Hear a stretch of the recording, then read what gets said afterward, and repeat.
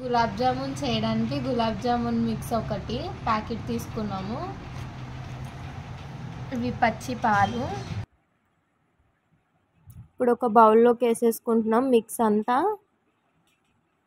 ఇంకా మెల్లిగా నెక్స్ట్ కొంచెం కొంచెం పాలు వేసుకుంటూ పాలు కలిసేలాగా గులాబ్ జామున్ మిక్స్ బాగా కలుపుకోవాలి.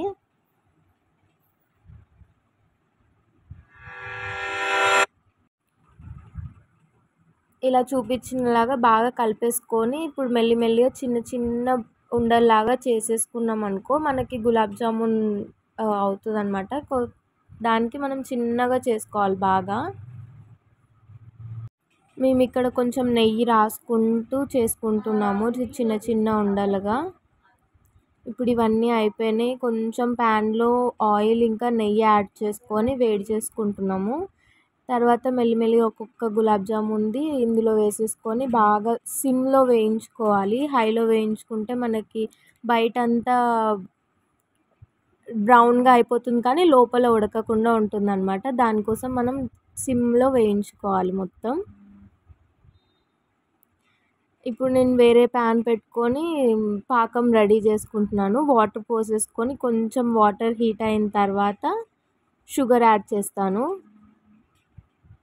ఇలా కొంచెం బ్రౌనిష్ కలర్లో వచ్చిన తర్వాత తీసేసుకోవాలి.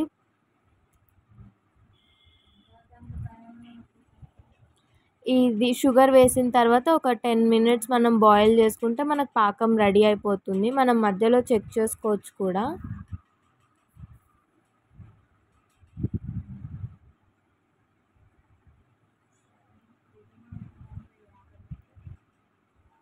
ఇదే లాస్ట్. ఇంకా ఇవి కూడా బాయిల్ అయిపోయిన తర్వాత మనం మెల్లిగా గులాబ్ జామున్లు కొంచెం వేడి తగ్గిన తర్వాత అందులో మనం వేయించుకున్న గులాబ్ జామున్స్ మొత్తం ఇందులో వేసేసుకోవాలి. అండ్ ఇంకొకటి మర్చిపోయాం, ఇందులో మనం యాలకుల పొడి కూడా వేసుకోవాలన్నమాట కొంచెం. అప్పుడు కొంచెం టేస్ట్ వస్తుంది పాకంలోనే. ఇలా మనం స్పూన్ ఏం పెట్టకుండా కొంచెం గులాబ్ జామున్కి మొత్తం పాకం అంటే విధంగా ఒకసారి కొంచెం కలిపేసుకొని పక్కన పెట్టేసుకుంటే మనకి గులాబ్ జామున్ రెడీ 10 మినిట్స్ తర్వాత.